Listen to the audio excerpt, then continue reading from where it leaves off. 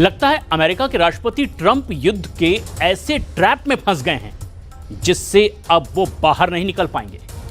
Israel के PM Netanyahu और रूस के राष्ट्रपति पुतिन ने ट्रंप के हर प्लान को चौपट करना शुरू कर दिया है और इजराइल गाजा से लेकर ईरान तक कोहराम मचाने पर उतारू है। उधर रूस पूरे यूक्रेन पर कब्जा करने की कोशिश में जुट गया है।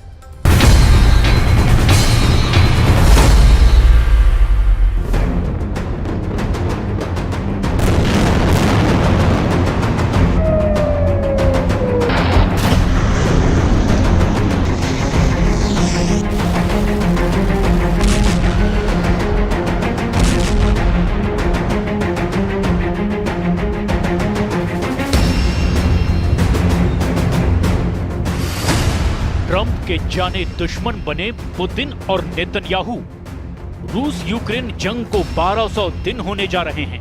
गाजा युद्ध को 600 से ज्यादा दिन हो चुके हैं और डोनाल्ड ट्रंप को अमेरिका के राष्ट्रपति बने हुए 4 महीने से ज्यादा का वक्त हो चुका है। लेकिन हैरानी की बात यह है कि ऐसा पहली बार हो रहा है कि ट्रंप को अपने दोस्त और करीबी बताने वाले पुतिन और नेतन्याहू ट्रंप के लिए ही जानी दुश्मन साबित होने जा रहे हैं। हम आपको दिखाने जा रहे हैं कि 4 महीने से ज्यादा के कार्यकाल को देखने के बाद पुतिन और नेतन्याहू ने यूक्रेन और गाजा में पूरी तरह से कब्जा करने का प्लान बना लिया है, जिसने राष्ट्रपति ट्रंप के होश उड़ा दिए हैं। इस वक्त जहां अमेरिका को रूस और इजराइल से धोखा मिल रहा है, वहीं दूसरी तरफ ईरान की तरफ से अमेरिका को जंगी धमकियां तक मिलने लगी हैं। ऐसे हालात में वॉर एक्सपर्ट्स का साफ दावा है कि ट्रंप अब ट्रिपल ट्रैप में फंस चुके हैं, जो अमेरिका के लिए नासूर बनने जा रहा है। यानी अब युद्ध ना तो यूक्रेन में रुकेगा, ना पूर्ण युद्ध विराम गाजा में होगा और ना ही ईरान को अब अमेरिका परमाणु बम हासिल करने से रोक पाएगा। डोनाल्ड ट्रंप और व्लादिमीर पुतिन के रिश्तों में तनाव अब खुली धमकियों में बदल गया है। ट्रंप ने पुतिन को आग से खेलने की चेतावनी दी, तो वहीं रूस ने WW3 से भी बड़ी तबाही की बात कह दी। पुतिन से दोस्ती की कोशिशों के बावजूद ट्रंप को निराशा मिली। ऐसे में रूस यूक्रेन युद्ध पर ट्रंप की शांति योजना भी फेल दिख रही है। इधर गाजा में इजरायली भले ही हमास से बातचीत करने का दावा कर रहे हैं, लेकिन नेतन्याहू पूरे गाजा पर कब्जा नहीं करेंगे, इसकी गारंटी किसी ने भी नहीं दी है। पहले देखिए रूस यूक्रेन जंग के मोर्चे पर क्या चल रहा है और ट्रंप क्यों यूक्रेन मोर्चे पर फेल हो रहे हैं। यूएन के मुताबिक 3.5 साल की जंग में 30 लाख यूक्रेनी अपने ही देश में दूसरे ठिकानों पर जा चुके हैं, जबकि 60 लाख से ज्यादा यूक्रेनी विदेशों में शरण लिए हुए हैं। इधर पुतिन ने अमेरिका और यूक्रेन को साफ कह दिया है कि अगर सीज फायर चाहते हो तो यूक्रेन के कम से कम 5 प्रांत रूस के हवाले कर दो। अब हम आपको बता दें कि रूस ने इन इलाकों पर हमले तेज कर दिए हैं जिन पर वो कब्जा करना चाहता है। पुतिन ज़ेलेंस्की को ट्रंप पर भरोसा नहीं। अब आप ये जान लीजिए कि पुतिन सीज फायर किस शर्त पर करना चाहते हैं। रूसी सूत्रों के मुताबिक रूस ने यूक्रेन से 5 प्रांत देने को कहा है। रूस जिन 5 जगहों से यूक्रेन की आर्मी को हटाने पर तुला हुआ है वो हैं डोनेस्क, खेरसोन, खार्किव, जापोरेजिया और लुहांस्क। डोनेस्क एरिया में रशियन बोलने वालों का प्रतिशत ज्यादा है, जो खुद को रूस के करीब मानते हैं। आखिरी सेंसस के मुताबिक डोनेस्क की लगभग 75% जनसंख्या रूसी बोलती है। वे कल्चरली भी रूस से जुड़े हुए हैं। इसके अलावा साल 2014 में क्रीमिया के रूस में विलय के बाद यहाँ लोग खुलकर अब मॉस्को के सपोर्ट में आने लगे। यूक्रेनी सेना और रूसी सपोर्टरों के बीच भारी जंग भी हो चुकी है। यूक्रेन का सर्वनाश, पुतिन के सीरियल अटैक शुरू।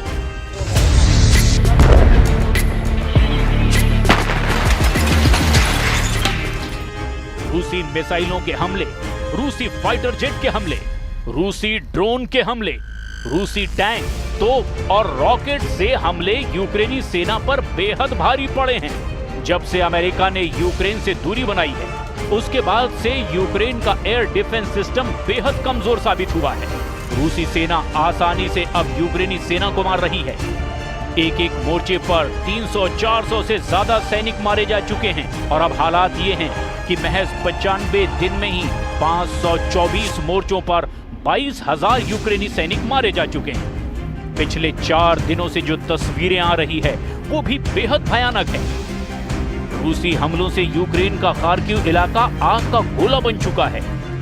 अब आप ये जान लीजिए कि पूर्वी यूक्रेन के डोनेस्क में वो कौन से 7 इलाके हैं जहां यूक्रेनी सेना की पूरी तरह से हार हुई है।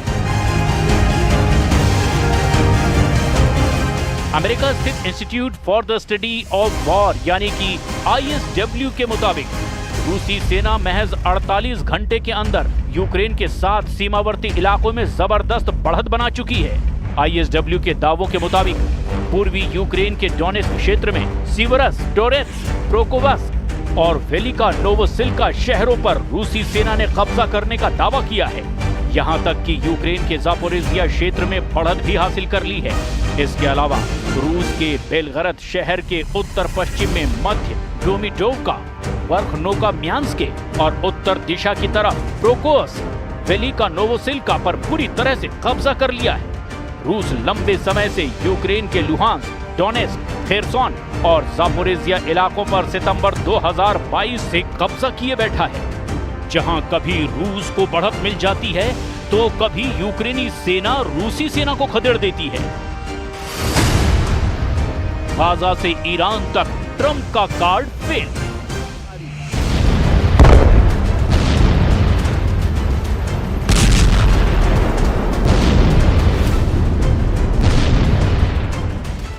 अमेरिका को नई खुफिया जानकारी मिली है जिससे पता चलता है कि इजराइल ईरानी परमाणु प्रतिष्ठानों पर हमला करने की तैयारी कर रहा है। ये जानकारी ऐसे समय में आई है जब ट्रंप प्रशासन तेहरान के साथ कूटनीतिक समझौते पर काम कर रहा है। कई लोगों का मानना है कि इस प्रोग्राम के जरिए वो परमाणु हथियार बनाने की कोशिश कर रहा है, जैसा कि भारत, पाकिस्तान और इजराइल ने किया था। इन देशों ने नागरिक परमाणु प्रोग्राम के नाम पर ही परमाणु हथियार विकसित कर लिए थे। ईरान के बारे में माना जाता है कि वो परमाणु हथियारों के लिए दोहरे रास्ते अपना रहा है। असैन्य परमाणु प्लांट से प्लूटोनियम निकालना और ईरान से ही निकाले गए यूरेनियम का संवर्धन करना। ईरान के अंडरग्राउंड परमाणु ठिकानों पर हमला आसान नहीं। ईरान इजराइल की सीमा से 2100 किलोमीटर दूर है। इजराइल उसके परमाणु ठिकानों को बर्बाद करने के लिए एक असाधारण और मुश्किल सैन्य मिशन शुरू कर सकता है, जिसमें मुख्य रूप से लड़ाकू जेट शामिल हो सकते हैं। इन लड़ाकू विमानों को हवा में ईंधन भरने और अपने लक्ष्यों तक पहुंचने के लिए काफी दूरी तक उड़ान भरने की जरूरत होगी। लेकिन यहाँ भी एक समस्या है। इजराइल की वायुसेना के पास ईरान के ऐसे परमाणु ठिकानों को नष्ट करने के लिए ना तो प्लेटफॉर्म है और ना ही विशेष हथियार। फोर्डो और नतांज जैसे अंडरग्राउंड परमाणु ठिकानों को नष्ट करने के लिए इजराइल को GBU-57 मैसिव ऑर्डिनेंस पेनेट्रेटर यानी कि MOP जैसे बम की जरूरत होगी, जिसका वजन 12 टन से ज्यादा है और 6 मीटर लंबाई है। GBU-57 यानी MOP मिट्टी में 61 मीटर नीचे घुसकर विस्फोट कर सकता है, लेकिन इसे केवल B-52 और B-2 जैसे अमेरिकी बम वर्षक विमान ही ले जा सकते हैं, जो इजराइल के पास नहीं है। यानी इजराइल अपने दम पर ईरान के परमाणु ठिकानों को नष्ट नहीं कर सकता। उसे अमेरिका की जरूरत होगी और अमेरिका इजराइल की मदद को इस वक्त तैयार नहीं है। ऐसे हालात में इजराइल ईरान के अंडरग्राउंड परमाणु ठिकानों को निशाना बनाने के लिए स्वदेशी MOP बना सकता है।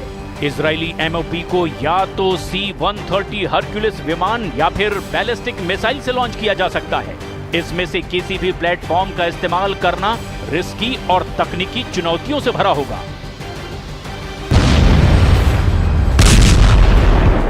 فکر میکنید برای چی میان با ما مذاکره میکنن؟ برای اینکه ناامید شدن که تحریم‌های ظالمانه‌شون مردم ایران رو به زانو در بیاره، دولت ایران رو به زانو در بیاره. اگه مطمئن بودن که به زانو در میاره که مذاکره نمی‌کردن، که میگفتن صبر میکنیم 2 ماه دیگه، 3 ماه دیگه، 6 ماه دیگه خودشون سرخم میکنن و میان جلو. ولی دیدن که این اتفاق نمیفته به خاطر مقاومت مردم ایران. अब ऐसे हालात में इजराइल कैसे हमला करता है ये देखना होगा। इधर गाजा में भी इजराइल अमेरिका की रत्ती भर परवाह नहीं कर रहा। वो पूरे गाजा पर कब्जा करने का प्लान बना चुका है और इसीलिए पूरे गाजा में इजराइल हमले पिछले हफ्ते तक बेहद तेज हुए हैं। यानी अमेरिका की विदेश नीति, कूटनीति और रणनीति को पुतिन और नेतन्याहू ने मिलकर के बर्बाद कर दिया है। अब ऐसे हालात में ट्रंप अपने करीबियों से कैसे निपटेंगे ये देखना भी दिलचस्प होगा।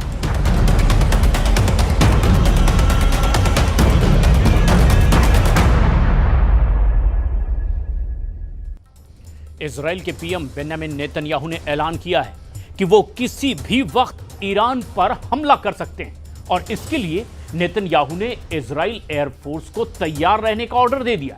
इससे पहले ट्रंप ने व्हाइट हाउस में घोषणा की कि वो ईरान से बहुत सख्त एटमी डील करने वाले हैं। ट्रंप ने जानकारी दी कि एटमी डील की सबसे जरूरी शर्त ईरान के सभी एटमी सेंटर पर अमेरिका का कंट्रोल है। ट्रंप ने यह भी शर्त रखी कि अमेरिका जब चाहेगा ईरान के तमाम एटमी प्रोग्राम को तबाह कर डालेगा।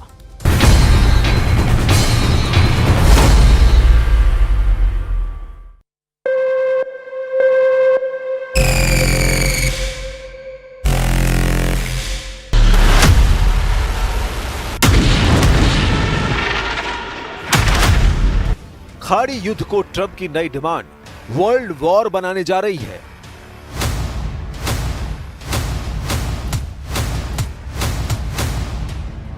इजराइल और उसके दुश्मनों के बीच जारी जंग न्यूक्लियर युद्ध की तरफ बढ़ गई है।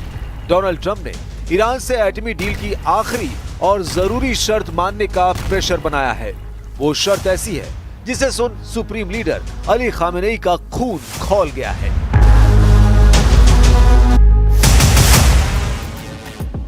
ट्रंप ने ईरान को एटमी डील की सबसे जरूरी शर्त नंबर 1 बताकर दहला दिया है। अमेरिका ने ईरान को कहा है कि उसके एटमी अड्डे का फुल एक्सेस ट्रंप को चाहिए।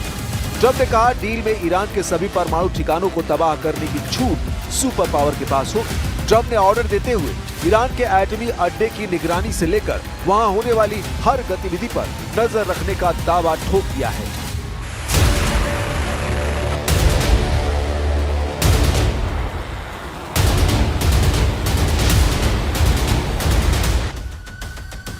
व्हाइट हाउस में ट्रंप जो बोल रहे थे वो शब्द कुछ यूं थे, ईरान से मजबूत एटमी डील होगी, हम जब चाहेंगे उनके एटमी ठिकाने को उड़ा सकते हैं, इसमें किसी जान माल का नुकसान भी नहीं होगा।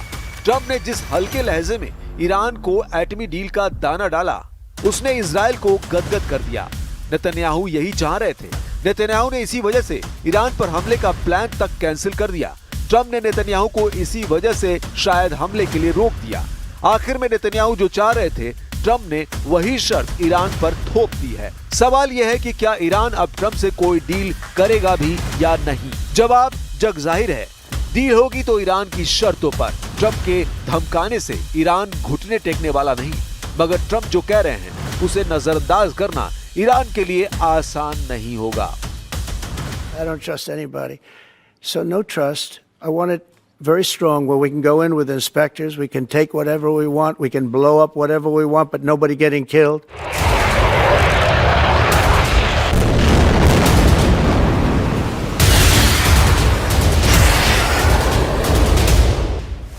ट्रंप ने अचानक पासा पलट दिया है। ईरान इस बात के लिए राजी हो गया था कि अमेरिका उसके परमाणु अड्डों को देख सकता है। ईरान की एटमी लैब में क्या चल रहा है इसे भी अमेरिका जान सकता है। लेकिन अब इससे भी आगे बढ़कर ट्रंप ने ईरान के एटमी पावर का रिमोट कंट्रोल अपने हाथ में लेने की मांग कर दी है, जिस पर ईरान की लीडरशिप भड़क गई है। अली खामेनेई के सलाहकार ने ट्रंप को करारा जवाब दिया है। अली शमखानी ने ट्रंप के ख्याल को ऐसा ख्वाब बताया है जो कभी हकीकत नहीं हो सकता। अली खामेनेई के सलाहकार ने कहा, ईरान के परमाणु अड्डों तक पहुंचना और उन्हें बर्बाद करना ऐसी कल्पना है जिसे कई अमेरिकी राष्ट्रपतियों ने दुनिया से साझा किया है। लेकिन ईरान आजाद है, मजबूत है। ईरान की तय की गई एक रेड लाइन है, बातचीत सम्मान के साथ होगी। ट्रंप की एटमी डील की शर्तों के खुलासे के साथ ये भी जानकारी सामने आई है कि उन्होंने सऊदी अरब से ईरान पर प्रेशर बना रखा है। सऊदी अरब के रक्षा मंत्री प्रिंस खालिद बिन सलमान ने पिछले महीने तेहरान का दौरा किया था, जहां उन्होंने Masoud Pezeshkian, chief of staff Mohammad Bagheri और विदेश मंत्री अब्बास अराक्ची को ट्रंप के प्लान के बारे में बताया था। खालिद बिन सलमान ने ईरान की लीडरशिप को चेतावनी दी थी कि या तो एटमी डील करें या फिर हमले के लिए तैयार रहें। सऊदी प्रिंस के दिए मैसेज के बाद ईरान ने एटमी डील की तरफ तेजी से एक्शन लिया। با توجه به برداشت بهتری که الان نسبت به مواضع جمهوری اسلامی وجود داره بتونیم به راهکارهایی برسیم که قابل پیشرفت باشه در مذاکرات. ما هنوز در اون مرحله نیستیم ولی ناامید هم نیستیم و من به نظرم امروز به خصوص با توجه به بحث‌هایی که صورت گرفت و راهکارهایی که توسط عمان پیشنهاد شد برای رفع موانع احتمال پیشرفت وجود داره.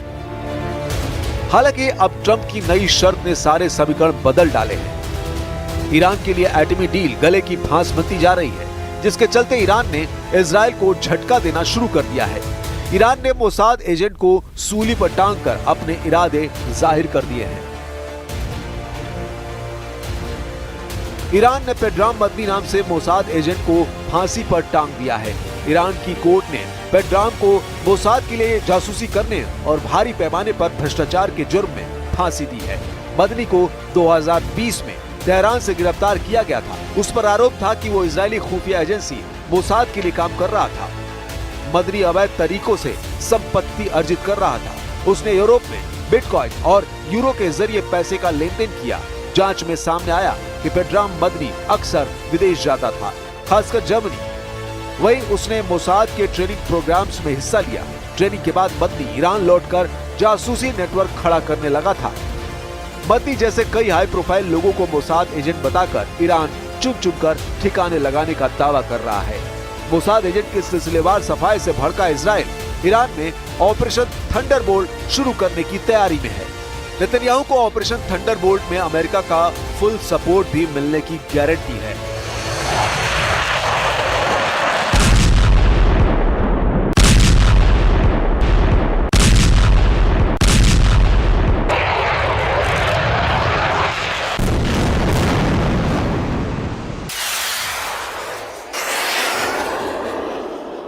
ईरान के तीसरे हमले से पहले नेतन्याहू सभी खतरे का खात्मा कर सकते हैं। ईरान के नक्शे पर दिखाई दे रहे जिन लोकेशन को इजराइल ने सेट कर लिया है उसे देखते चलिए।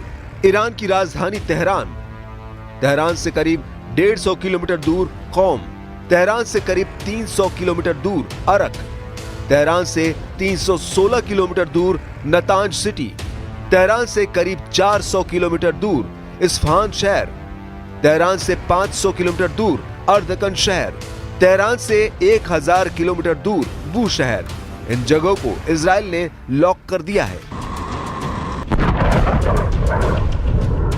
इजराइल अगर अपने प्लान के हिसाब से ईरान पर धावा बोलता है तो पूरा ईरान न्यूक्लियर कचरे का ढेर बन जाएगा, जिससे ऐसी तबाही मचेगी जो कई मुल्कों को बर्बाद कर सकती है। पीएम नेतन्याहू ने इसकी जानकारी दी है कि प्रेसिडेंट ट्रंप और उनकी लगातार बातचीत चल रही है। असल दुश्मन को सबक सिखाने का वक्त आ गया है। ברגע שהוא נבחר, הנשיא טראמפ התגייס למשימה של שחרור החטופים. הוא שוחח איתי בערב ביום רביעי, הוא בירך על ההסכם, והוא הדגיש, בצדק, שהשלב הראשון של ההסכם הוא הפסקת אש זמנית. इजराइल के हर एक्शन का रिमोट भी ट्रंप के हाथ में ही होगा। नेतन्याहू इसलिए ही दुश्मन को घर में घुसकर मारने का ओपन ऐलान कर रहे हैं। אם נצטרך לחזור ללחימה, אנחנו נעשה זאת בדרכים חדשות, ונעשה זאת בעוצמה רבה מאוד. אנחנו שומרים על הזכות לחזור למלחמה, אם צריך, בגיבויה של ארצות הברית. ईरान ने सभी प्रतिबंधों को हवा में उड़ाकर न्यूक्लियर हथियार के कारखाने को एक्टिव रखा है। ईरान के परमाणु हथियारों के गोदाम के तौर पर 5 अड्डों की निशानदेही हो चुकी है, जिसमें सबसे पहला नाम नतांज न्यूक्लियर साइट का है। नतांज में ईरान का सबसे बड़ा यूरेनियम संवर्धन प्रोग्राम चलता है। ईरान की राजधानी तेहरान से लगभग 300 किलोमीटर दक्षिण में नतांज हस्फहान सूबे में है, जहां 2 प्लांट लगे हैं। पहला underground fuel enrichment plant FEP और दूसरा upper pilot fuel enrichment plant PFEP। Natanz nuclear site का पता साल 2002 ही में चल गया था। इजराइल ने नतांज साइट को कई बार निशाना बनाने की कोशिश भी की है। खमेनेई के एटमी अड्डे में पहाड़ पर बना एक ठिकाना भी है। ईरान के कोम शहर से 20 मील दूर फोर्डो परमाणु प्लांट है। साल 2015 में समझौते के बाद ईरान को फोर्डो में यूरेनियम संवर्धन बंद करना पड़ा था। हालांकि अब यहां 1000 से अधिक सेंट्रीफ्यूज काम कर रहे हैं।